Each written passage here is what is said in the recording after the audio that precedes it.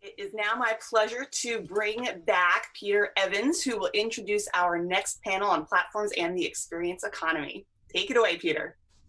Great. Thank you so much. We try at the MIT Platform Strategy Summit to explore all dimensions of platforms. We heard this morning about platforms in the industrial space, but platforms are also having an increasing role in experiences. And so it's my great pleasure to introduce Joe Pine. Joe Pine is an accomplished author. He's a co-founder of a consulting firm that specializes in the experience economy. And he and I have teamed up to do an exploration of platforms in experiences. So thank you very much for joining us today. Where are you? I'm in my home office in Minnesota, actually, for the last day. Tomorrow, I move to a new house with my wife onto a lake home. Great. Well, in that busy move, thank you for taking the time today to share with us. And so with that, take it away. All right. Thanks, Peter. As you said, we're here to talk about experience platforms. And, the thesis of my book, The Experience Economy, is that we've moved from an agrarian economy based off commodities through an industrial economy based off goods through a service economy. And today we're in an experience economy where what consumers and increasingly business people want are experiences. Experiences are memorable events that engage each person in an inherently personal way. And then again, create that memory as the hallmark of the experience. And basically experiences are every place where people don't want to be right now because of this corona crisis. That's how it's an experience, at least a physical one. But we see platforms, as Peter and I have been looking at this, across all four of those economic offerings. Of course, commodities have always been sold on platforms. I can still remember a visit last May to Flora, Holland, which is like the original flower market. Where flowers come in from all over the world and are exchanged there, and everything's done digitally online with the physical movement of the flowers in the place. And then we have goods platforms, of course, with Amazon probably being the preeminent example. There are services platforms. You think about Uber, about getting from point A to point B through that digital platform. And then experience platforms you can think about as like Airbnb. Now, originally Airbnb was just a service platform because it was just selling a couch or a spare room in that. But they began teaching their hosts to be hospitable and how to create great experiences. And of course, they specifically added on a trips function, the experience function, and now since COVID-19 hit, an online experience function. So truly an experience platform. Now, there's one more offering we actually talk about in the book beyond experiences, and that's where you use experiences as the raw material to guide people to change, to actually help them achieve their aspirations, right? And we call that a transformation. That's like going to a fitness center to get washboard abs, or going through healthcare to go from sick to well, a smoking cessation program to go from smoker to non-smoker. All of those are transformations, and a lot of the experiences we have are, in fact, because we have aspirations we want to achieve. And so you see transformation platforms like edX, like Khan Academy, a B2B platform like BetterUp, which is a coaching platform for executives. Now, all platforms have transactions. Whatever the type of platform is, it has a transaction to enable that exchange of value, of course. With commodities, it's usually called a trade as opposed to a transaction, but goods platforms have transactions.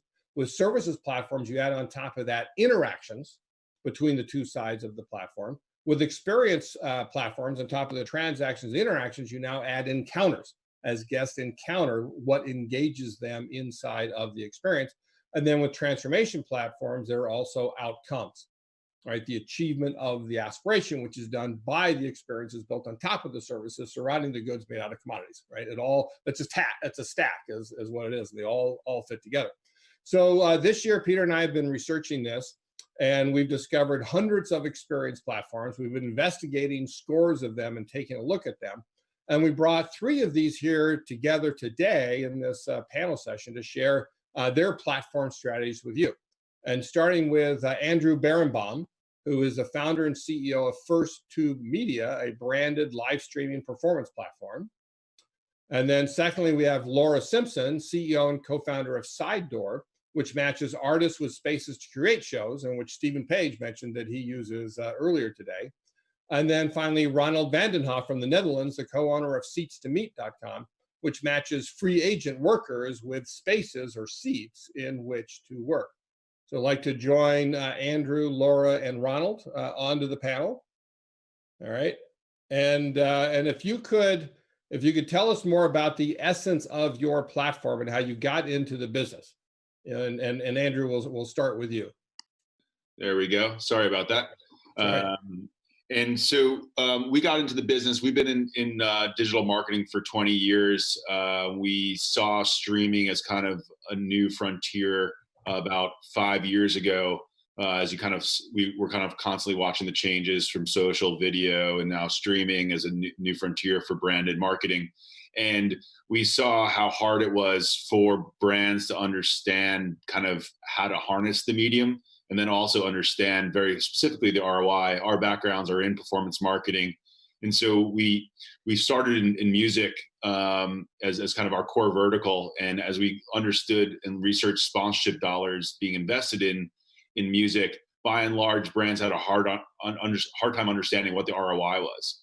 And we saw music as the most popular type of content that was being consumed on the internet and across all different types of platforms. 90% of YouTube is music, and is starting to evolve a bit. But by and large, they didn't know how to harness it in a scalable way. And so we come in full service as a platform. It's a combination of managed services with technology. The technology is kind of starting to grow as we mature in the market quite a bit, and we power brand-owned live digital experiences. All right, super. Laura, how about you? Thanks a lot, Joe. It's great to be here and meet all of you. We started as a marketplace, the concept being how artists can have agency in their own destinies, and live performance being the greatest source of revenue for them. We knew that a lot of artists had a huge problem self-booking and finding their audience. And so we were doing it all in person before COVID-19, and then switched to online streaming concerts as of March 21st, and have completed nearly 200 shows since then. Lots of interesting experiences along the way. But yeah, we essentially still operate as a marketplace. So it's a booking and ticketing platform that also helps match the artists with people who might be involved in the show. So that might be someone who's a moderator, like we're doing right now on Zoom. That might be somebody who's going to take photos. That might be somebody who's going to do sound tech. So we can help collaborate and pull together the people necessary to make a great show. And did you know Stephen Page was on your platform? I don't know how intimately involved you get in knowing who all the artists are and everything. Yes, we do. Yeah. All right, super. It's all right, Ronald. Ronald, tell us about your platform. Hi, Joe. Good afternoon. We started out many years ago running and operating conference centers, and then under the influence of internet and the new transaction possibilities, we started to cluster various locations and offer them online to the market. And we were one of the first companies offering online reservation of meeting rooms and office seats and stuff like that. So basically, all of a sudden, we found ourselves to be a service platform, and we took it from there, basically. So at this moment, we're offering all kinds of hospitality locations, corporate offices, etc. And we offer to the corporates, small, medium-sized companies and their free agents, co-work seats, office seats, and meeting seats. Right, now, you actually use the term service platform there, right? So you were at least originally constituted as a service platform. Do you think of yourself as an experience platform as well? Maybe even some transformations? Yeah. Oh, yeah, absolutely. We grew from that into an experience platform. And at this moment, we consider ourselves even to be a transformative platform, a transformation platform. I can elaborate on that a little bit later. But I mean, we evolved and we started with one step, which was really based around the transaction. And now, of course, we do a lot of other things with a transaction as a result.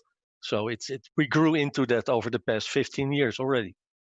Yeah, Laura and Andrew, do you see yourselves as experience platforms as well, or is it? I mean, is like a new concept when we first talked to you, or is it something that you're all about experiences? You know that. Go ahead, Laura. I'll let you go first. Yeah, we would consider ourselves an experience platform. Like I said, the atomic unit, and I'm using an Eva Lau reference there, of, the show being the Yeah. nugget that everything circles around.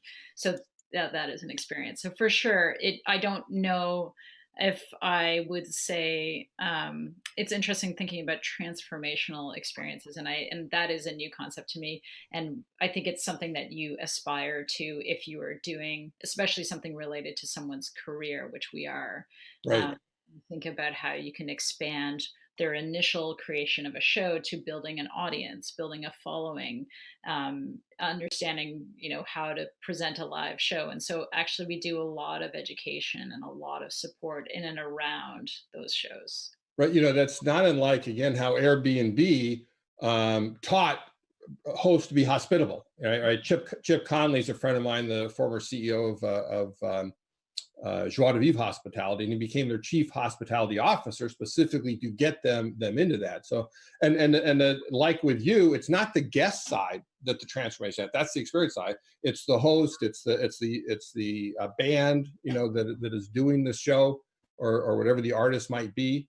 That you can help them be better at what they do, find a bigger audience. That I think it's great. Well, and we do have a deep belief that actually everyone can be an agent in this system, so that we do Right. see audience members who are also becoming hosts and who are also maybe playing a show themselves. So there is many hats that you can wear, and that might be a transformation consideration as well, as like how you evolve through the platform and take on those different roles. Right. It's like what's the old saying about in education about see one, do one, teach one sort of thing, right? So I'm a guest at one, I'm a player at one, and then I host one, and that all fits in, right? Right. That's a great mechanism too, because you're growing the entire network every time you gain one on any one of the sides, right? Right. Exactly. All right, Andrew. It's funny hearing you guys use the word experience platform. My background is in building SaaS platforms, and kind of, as we got into this market opportunity around, how do we take live events and talent and audience and turn that into kind of scalable live media programming for brands. We were early to the market, like most ideas I have, as an entrepreneur the last 20 years. And, what we're now seeing, obviously, with some of the bets that we had made of being able to provide this kind of full service platform to actually let brands operate this stuff at scale. The core kind of component of it is the experience, right? And so we refer to those as tune-in moments.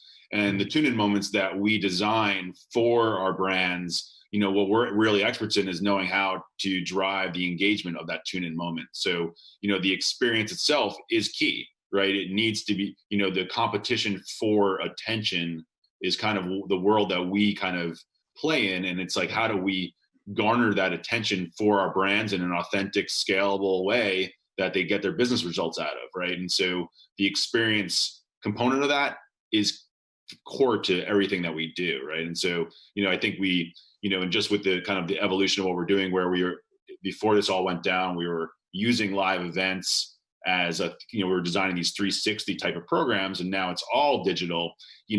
We are seeing a mass amount of innovation on what a digital live experience is. And that's kind of opened up new doors to us of where we're heading and kind of the different types of software and tools that we're going to build around building this ecosystem and our SaaS component of the business. Right. Yeah, Right. I was going to Sorry, say, Laura, go I ahead. echo that, just because we as a marketplace are actually vetting vendors constantly to see who we can pull in as, a software partner, someone that you can use an extension from our platform at any one time. So that's anything from like having a broadcast stream now with Vimeo. That's, what we're integrating next, to, like, how do we have a peer-to-peer support for moderators, so that when you're pulling those elements in, they've been sort of pulled through some sort of vetting process that we can look at. And I echo Andrew, like, it's insane the innovation that's happening out there. There's a Right. new company popping up every single day that does all of the things in this world. Right. So Laura, how, what innovation have you seen going on then, going out there? I think it's really interesting because, here's just an example. I have a theater and, you think about venues, just, one part of this market. So venues right now, a lot of overhead to carry. Oftentimes there's been no relief in terms of like government subsidies in Canada. There's been a lot of government relief, I know, in the US as well. But for them to survive throughout this pandemic, it's been an intense problem. And so they have been looking for any way to just use the space, use any production quality value that they have.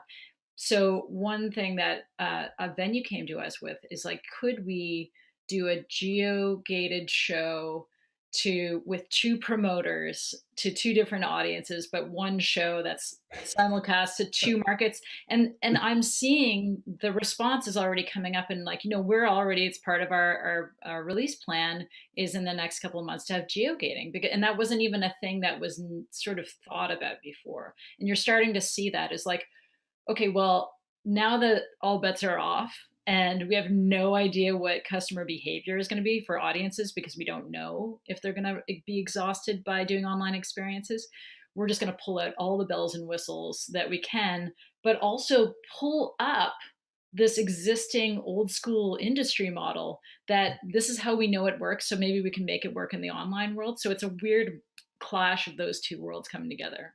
Right. I'll show my nerdiness a bit. That phrase you said reminded me of the line from Star Trek, where Scotty says, "I've never beamed three people from two different locations onto one pad before." Yeah. You got all this stuff going on, and that's an innovation.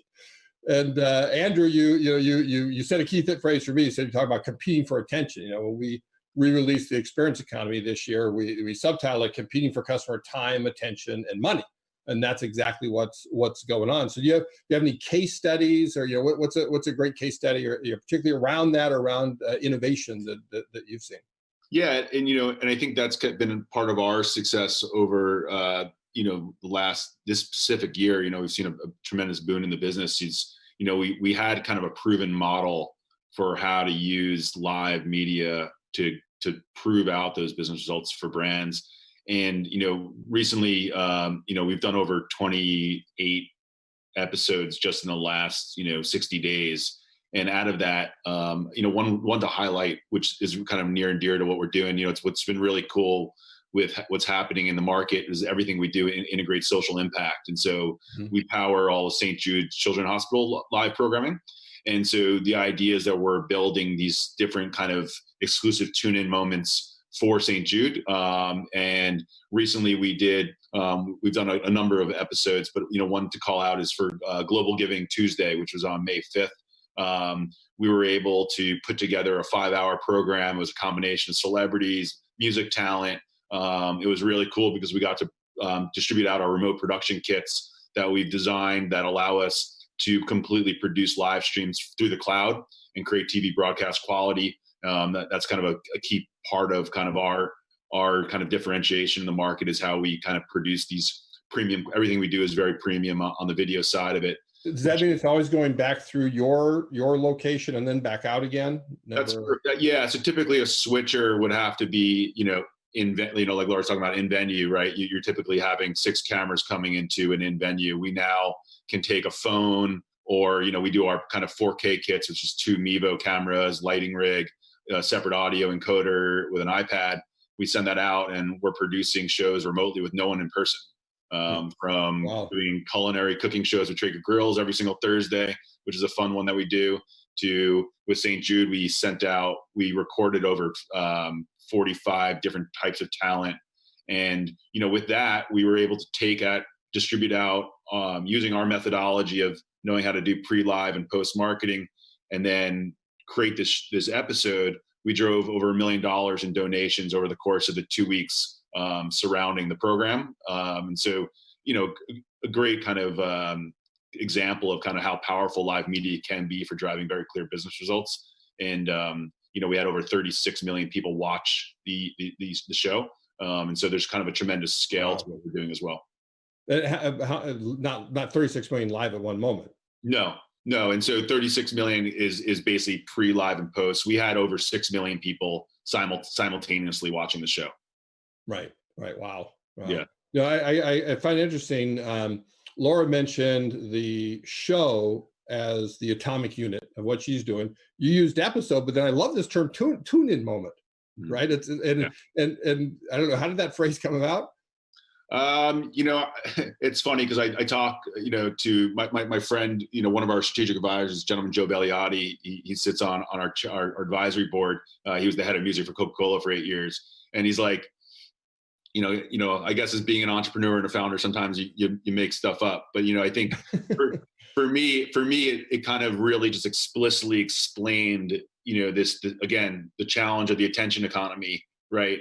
Everybody is trying to get someone to pay attention for a specific moment. We believe every brand in the world is going to need to control and own these episodic tune-in moments to actually, as a format of advertising against traditional, you know, approaches that have existed and are not working, right? And so, you know, everyone knows that digital's eating kind of radio and TV, and you know, last year it took over the marketing spend.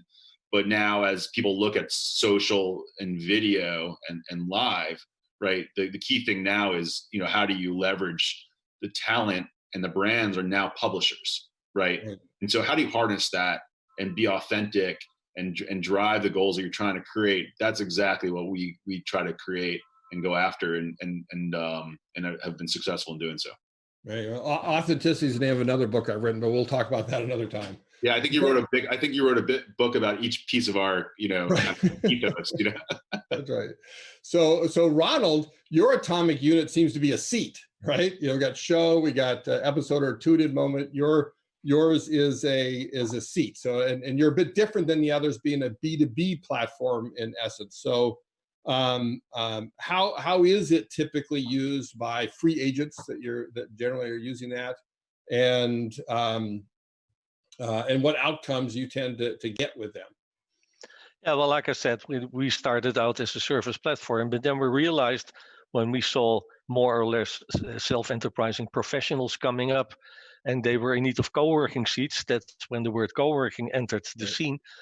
We said, well, we have people, but those people, they have a lot of data and knowledge.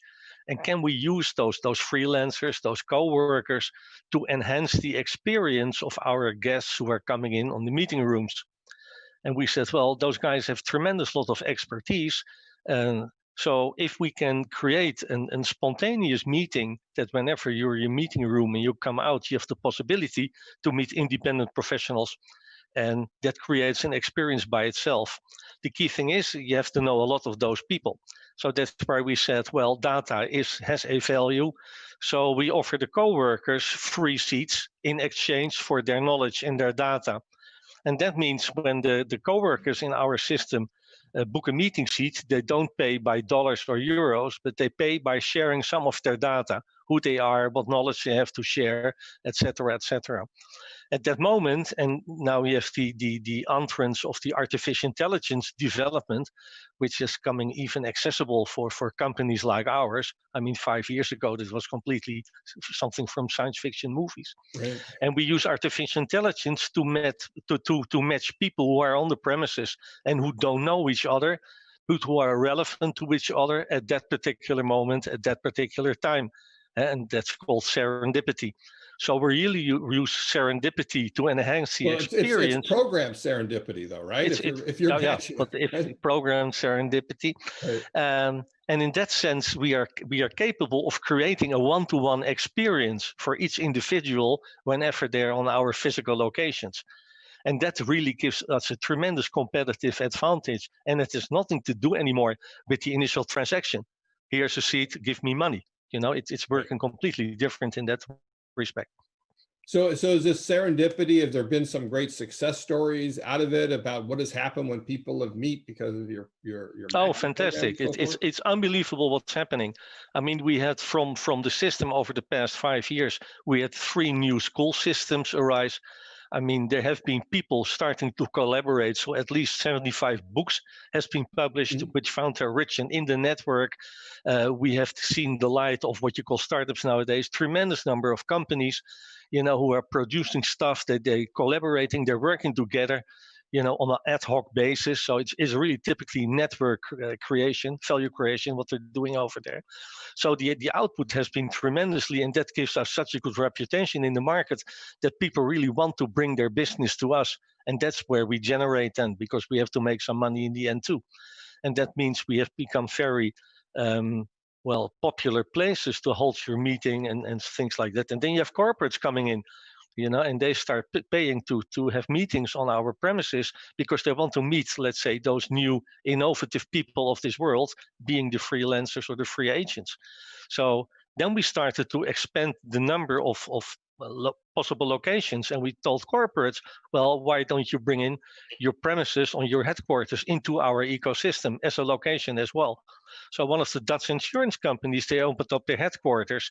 They introduced the Seats to Meet co-working model on their ground floor. So now they find themselves all of a sudden people coming in there to work, pay by social capital, by telling who they are, what knowledge they have to share. They have their own marketeers working in the same environment. So those people really are, we match them. They started to meet and talk, drink coffee, have chats, etc., etc. So this insurance company is using now co-working as an enabler for the whole innovation process. So they take that, they select processes, they do pitch events, and then all of a sudden they start inviting those people to join them in their innovation processes.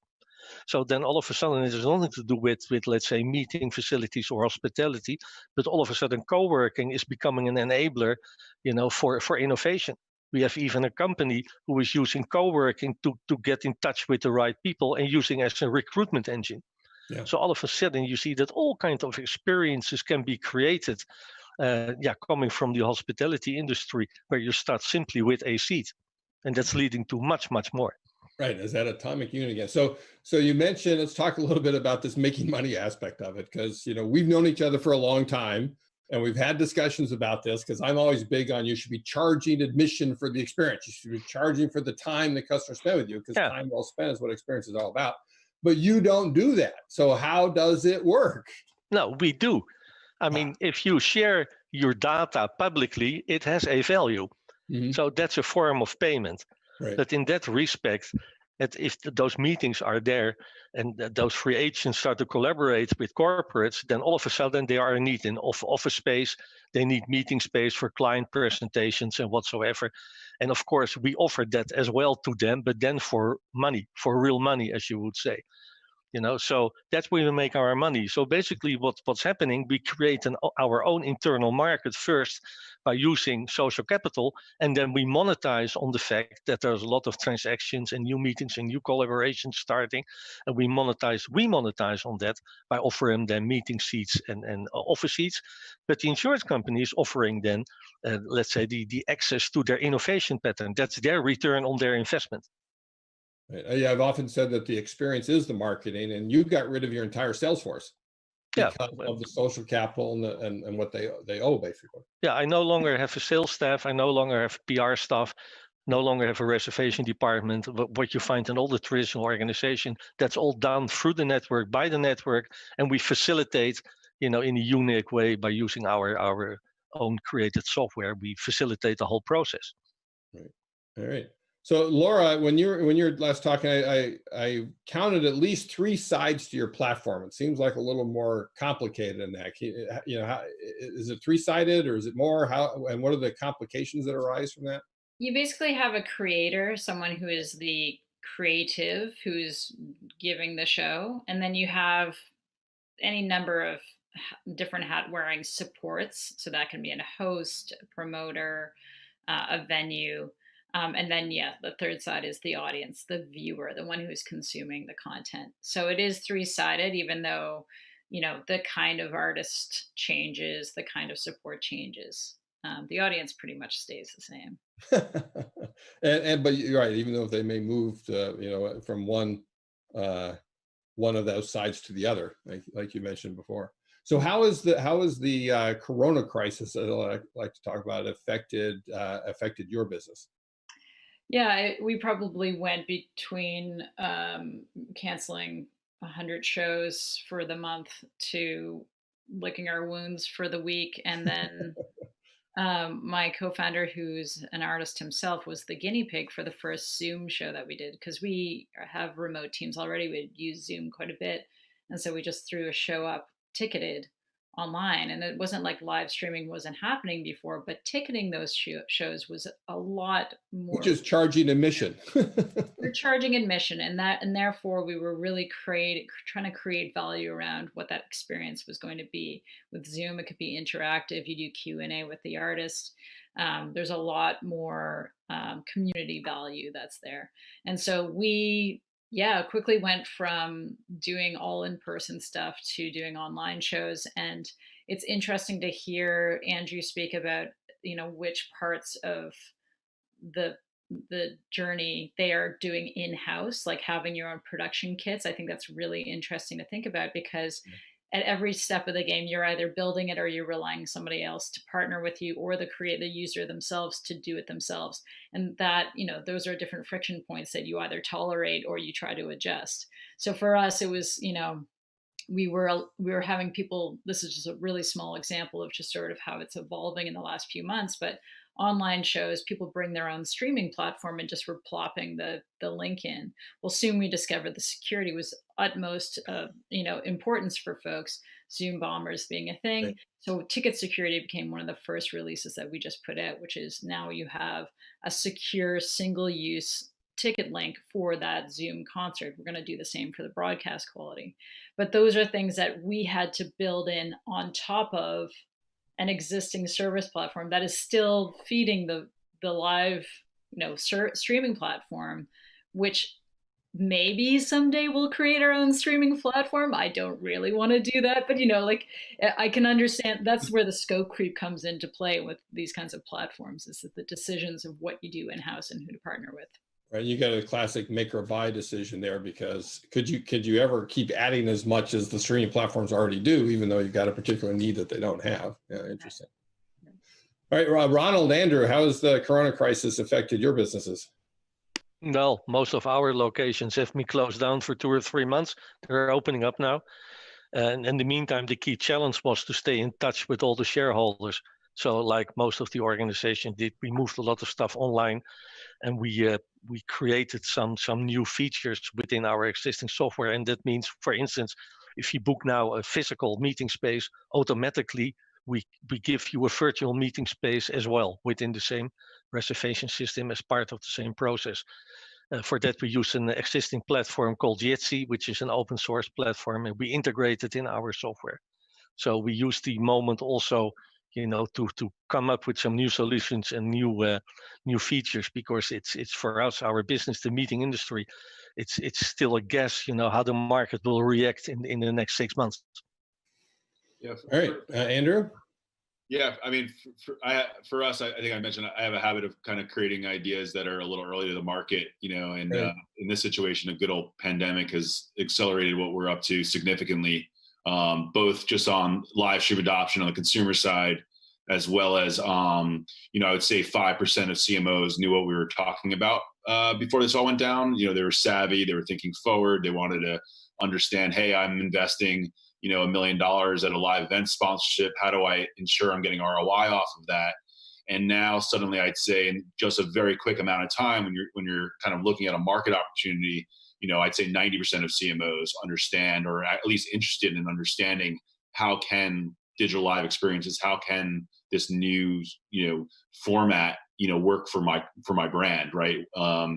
And I think that's been a part of the market effect for us, as well as just, there was a lot of budgets being applied to live event sponsorship that they're like, what should we do? And so like a Tito's Vodka, who traditionally sponsors festivals, across the year, we're going to be operating a brand new IP for them. We're going to be launching it in early August, and those types of situations, I don't think would have been this big of an acceleration, and so it's definitely impacted us there, as well as it's really given us a very strong clarity on what the SaaS part of our business is going to be, and what the demand for the tools that we're going to be building to complement kind of our level of service that we already have been successful in market with.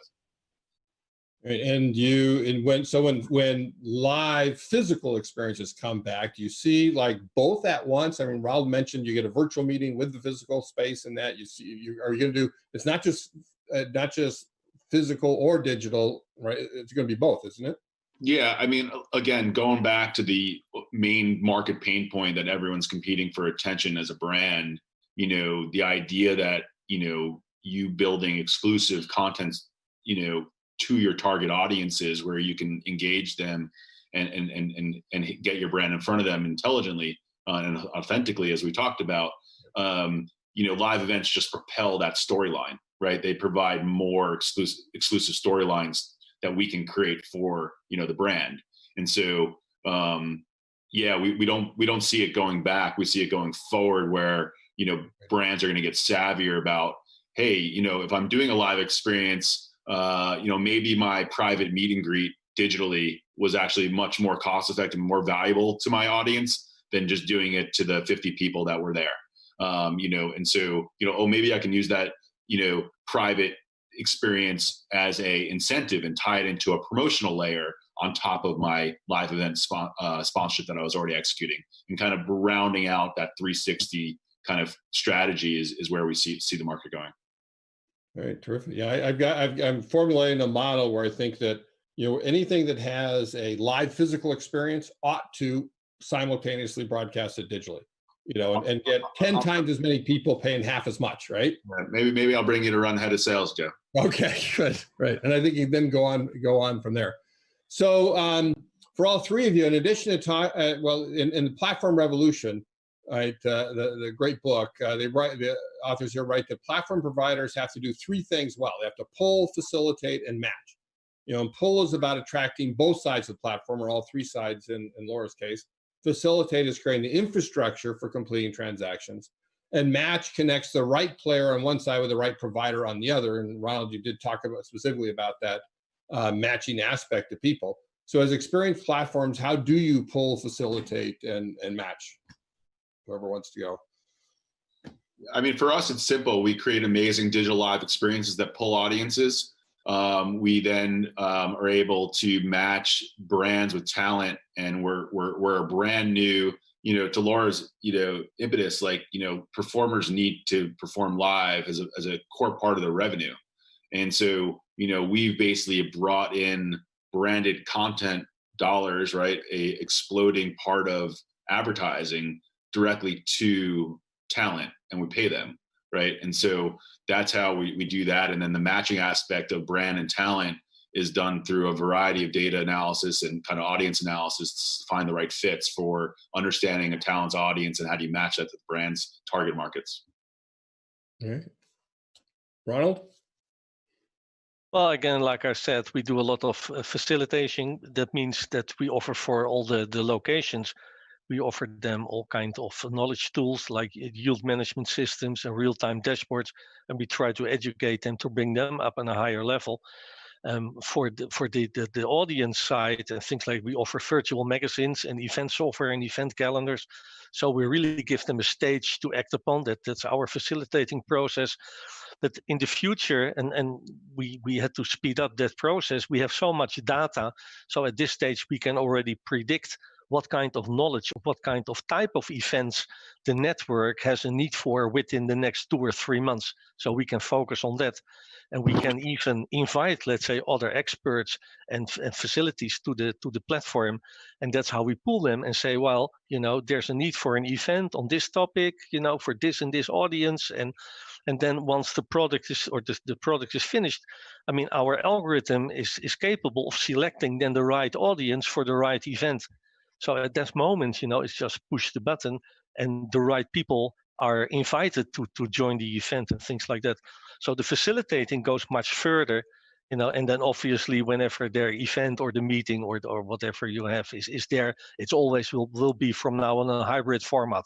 You have a physical component and a virtual component. I mean, that's there to stay. Yeah, I've done a few of those events for you. It's been great. But Laura, I have no musical talent whatsoever. But how do you pull, facilitate, and match? Because we're an artist first company, we actually have always started with trying to attract a specific kind of artist who's basically has enough agency to decide what they want to do on their own, but may have a small team and is hopefully on the way up rather than in the sunset phase of their career. And they act as a magnet for great hosts who want to host them and great audiences who want to see them. And so for us, it's sort of like they are the pull. And then when we bring in the audience, we do have, a system of just sort of like saying, okay, well, did you enjoy this? Are you interested in hosting? And then we sort of repurpose them into that journey if they'd like to go that way.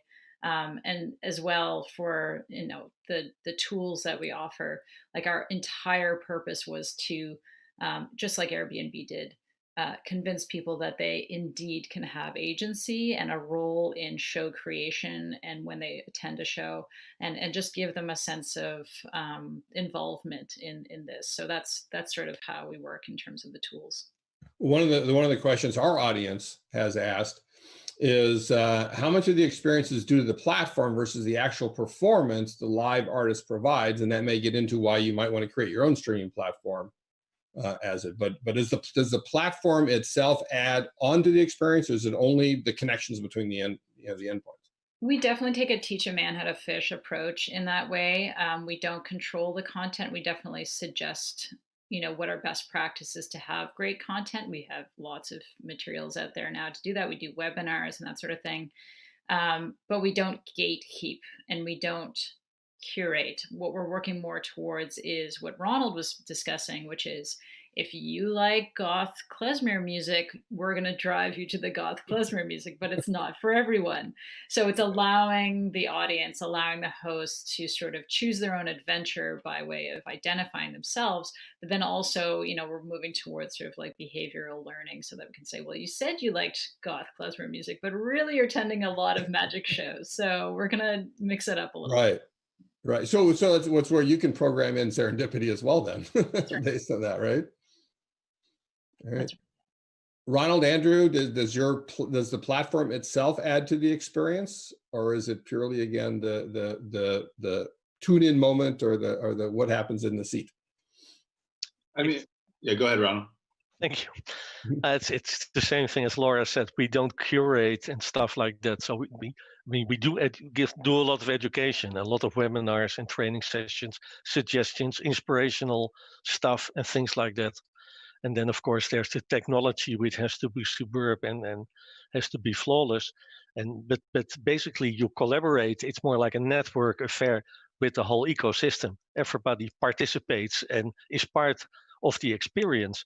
And some people even create their own experience, which is fine, as long as they experience the experience by using, let's say, our ecosystem. Yeah. Right. Yeah. All right. Super. Andrew?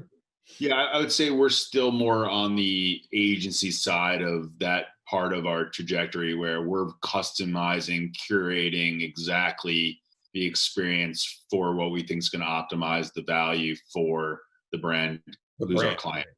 Yeah, and so when we're for Grubhub, we're specifically selecting, and curating talent that meets their target audiences, right, and also potentially matches the causes. Our next episode is all going to be supporting, Black Lives Matter, and so the curation will associate to maximizing the impact that we can make to that cause, while also driving the business goals for Grubhub that they're trying to achieve, right? And so that's trying to create, new audience awareness, with the talent supporting them, while also driving orders, throughout the experience. And so, again, it's very custom and very curated, probably the opposite of, the maturity of where their platforms are. Right. Okay. Yeah. Andrew, one of the questions we got from someone in the audience specifically for you is, can you talk more about the boundary between what you ask partners to add and what you do yourself? Right? What are the trade-offs there? Yeah, because the complexity of what we do, we did create a full service solution. So we are a pretty interesting kind of team of misfits almost. I describe it, we're a team of musical experts, talent promoters, talent buyers, and then also licensing and clearancing, filmmakers, and then digital marketers and technologists, where my brain kind of fits on the back end of that. And how many people do you have? Yeah, we're 9 full-time, and then it's kind of a SWAT team of production around the globe, really. And to answer that question, there are times where we have an agency who already has the talent selected for the brand or something like that, and we come in and kind of surround the rest of it with our capabilities, right? One of the core things that we definitely bring is our analytics piece of it, our technology, where we're actually showing the value back to the brand. A lot of people still, that's kind of a ripe area of the market where people really don't understand the value of live media. And so being able to communicate that back to the market's key. So we do pretty much take the full service approach, but there are moments where we do partner in certain capacities. All right. And Laura, a question for you is, you described a 3-sided structure. Can you talk about how you know when to add an additional type of user? And how much work does that take to add? Yeah, it's interesting. We're in this phase right now where the host became kind of obsolete, and we debated whether or not we take them out, or we just, excuse me, if we kind of remodel who they're, like what their service, their purpose is. And so because we didn't want to add like host and then moderator, and then it gets too insane. So what we really wanted to do was think about not what their titles are, but what their roles allow, what their administrative status allows. So that's basically what came down to, and that's where we came up with sort of the more creator, supporter, audience role, and that determines the provision. Right. So role is the key thing. Is what is the role? You may have multiple hats, maybe doing different things, but what's the key role? Right. All right. And then Ronald, question is that you use open source software in your system. Does that ever cause trouble with support and maintenance? And what advice would you give other companies when they're choosing between open source and for-profit software? Well, the key thing is we used, in this case, the open source system because everybody was moving into Zoom and stuff, and they had a lot of privacy issues.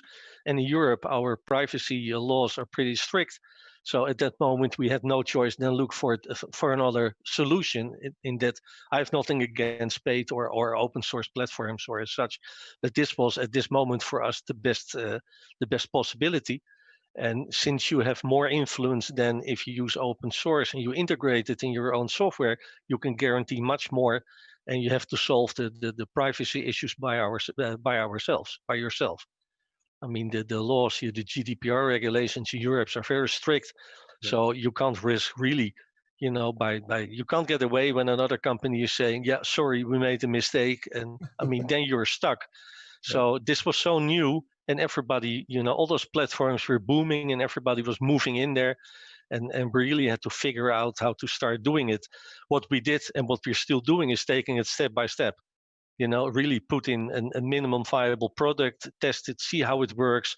Does it really integrate? Does it do what people say it does?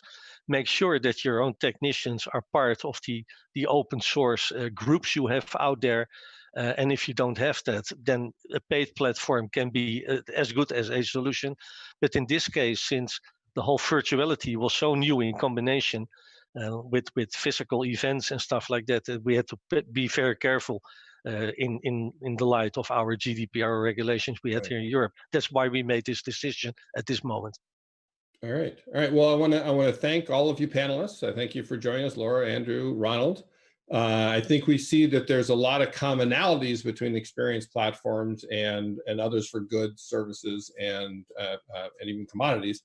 But then there's a lot of unique things that go on too because of that experience being the unit, whether again it's a show, whether it's a tune-in moment, whether it's the experience you have as a seat, and with all the other experience platforms out there. So thanks for your time.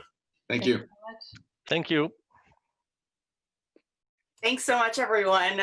We learned a lot of insights about platforms, and I certainly learned that goth klezmer is a genre of music, so now we know. And I would invite everyone now to grab a coffee, grab lunch, and join us back here promptly at 12:15 or 1/4 for a very different genre of music. We'll have a live music interlude from Craig King. See you soon.